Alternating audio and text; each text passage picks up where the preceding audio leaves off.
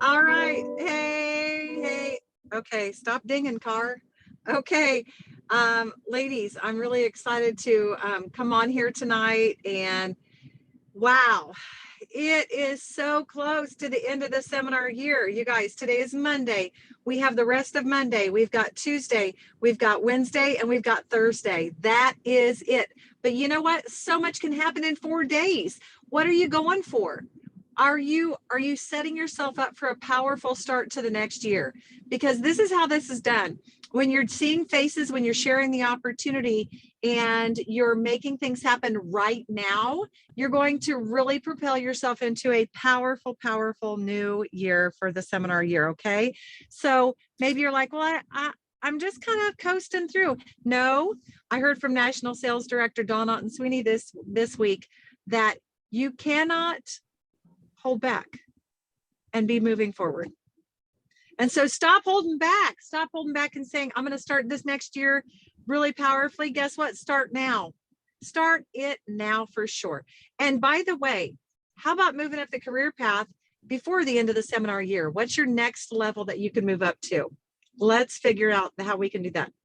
So, okay. So tonight, as you guys can see, I'm in my car. Garrett's last basketball games are tonight.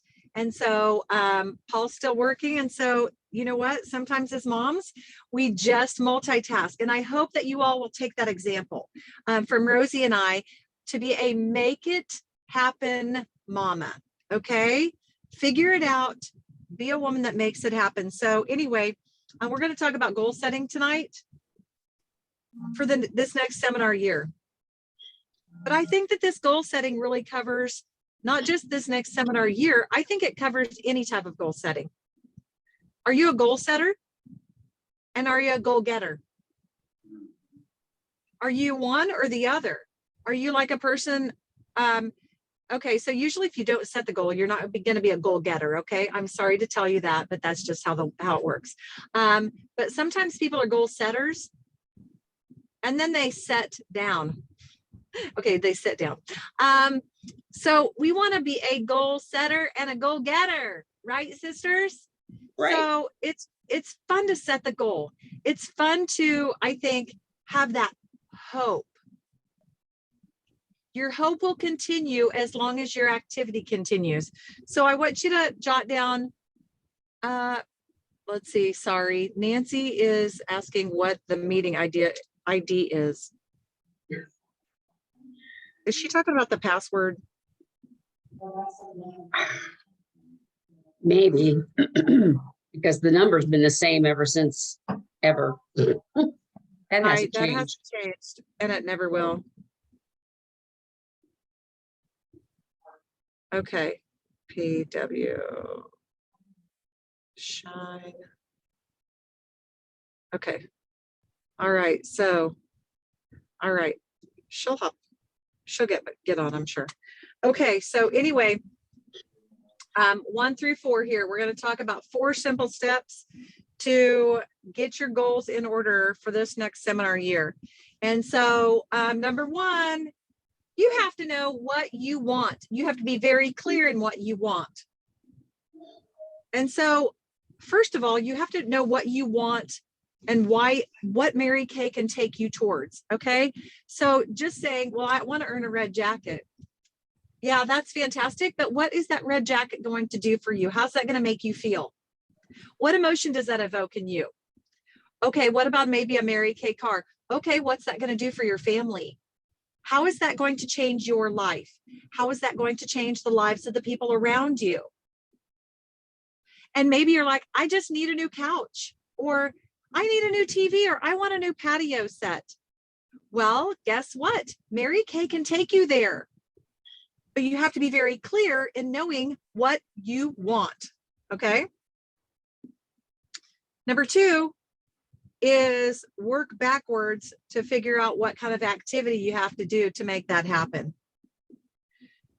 So if I know that I need $3,000 in sales, or excuse me, like let's say I need $3,000 in profit to take my family on a vacation, then I would take $3,000 times 2.5.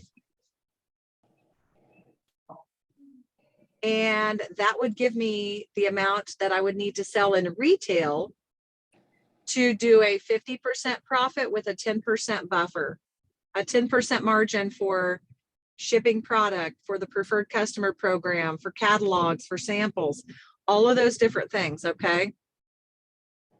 So if I knew, let's say I had to sell $5,000, which I didn't do the math, by the way, I'm on my phone, so I can't do that. So let's say I had to sell $5,000 in product, then I need to probably figure out how much do I usually average per person. If you've not ever facialed 30 people in 30 days, you should try that, because that will give you an accurate dollar per face average. Okay. Hey, Nancy, thanks for joining us. So if you have never done that, then go ahead and just use $50 per face average. And so if you took $3,000 divided by $50, then that's, Rosie, what's the math on that? 60 faces? Yeah. Huh, Yes. dang, see, math girl right here, math girl. Okay. Sorry, I'm patting myself on the back. Okay, so 60 faces. So if I could, and then I can evaluate, well, what do I think I can do with the time that I want to commit to my Mary Kay business? I personally could do 30 faces in a month. And so that would take me 2 months to reach that goal, right? So all you have to do is be able to work backwards. So then, okay, so if I know I need to do 30 faces in a month, how many do I need to do in a week? Well, you take that number of faces, take 30 faces and you divide it by 4, because there's 4 weeks in a month, and then you need to do about 8. So 8 faces a week. So if I need to do 8 faces in a week, what do I need to do every day? Do I need to be booking a new appointment every day? Book an appointment, book an appointment, book an appointment, turn it into a party, book an appointment, turn it into a party. So you know what you need to do every day, every week, and every month. Okay. So number 3 is plan to track your progress. So I have a tracking sheet, and I totally meant to show this to you guys tonight, but it's on my desk at home. So this last month, I've shared the Mary Kay products with people, like whether I sent them samples and did it virtually or if they were in person. I've shared with 19 people this month so far for the product.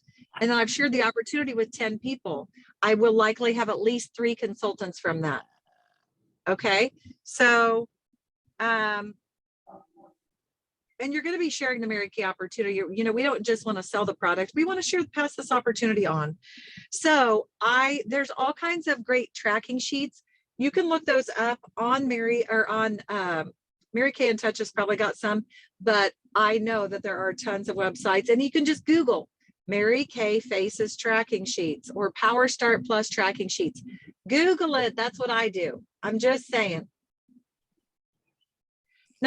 Step number 4, accountability. Oh yeah, I just said it. Everybody needs accountability to reach their goal.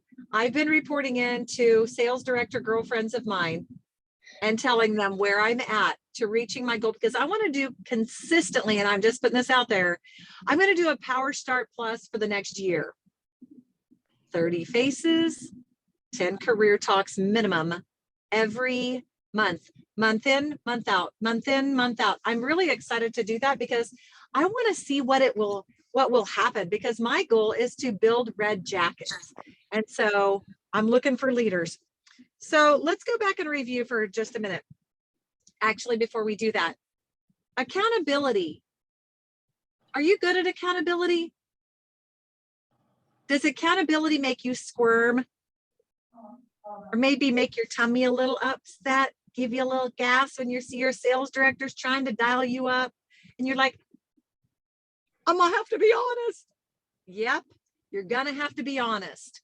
But you know what? Sometimes the pain of that or the discomfort of that will take you to the next level. It'll ensure that you don't ever do that again. That you don't ever, because you know what, you guys, don't act like you're just letting your sales director down or your team down or whatever. When you set a goal and you give up on yourself, you are giving up on you. You are disappointing yourself, first of all, first and foremost. And that's the most important person. Because when you continually do that and you continually give up on your goals, there's something that's going to happen. It's very defeating. Your subconscious is going to believe that you can't make it happen. Your subconscious is going to believe that you're not a goal finisher. Does that make sense? Can anyone identify with that? Yeah, I totally can. By the way, my husband's just showing up to the game and he just parked right across from me. So if you see me making any funny faces. But anyway, okay, so accountability, that's step number 4. So number 1, what do you want? Number 2, work backwards to figure out the activity that you need monthly, weekly, and daily to get that done. And by the way, if you don't know how to do that, talk to your independent sales director. Number 3 is plan to track. And number 4 is accountability. Make sure that you tell your sales director what you want and what you're planning on doing so you have that accountability with her. A lot of times in the past, I've had people send me their 6 most important list the night before, like, you know, at night, like tonight you would make a list for tomorrow. So anyway, but you have to figure that out and talk to your sales director about that so you guys can make a plan, okay? All right, what questions do y'all have? Any questions or comments?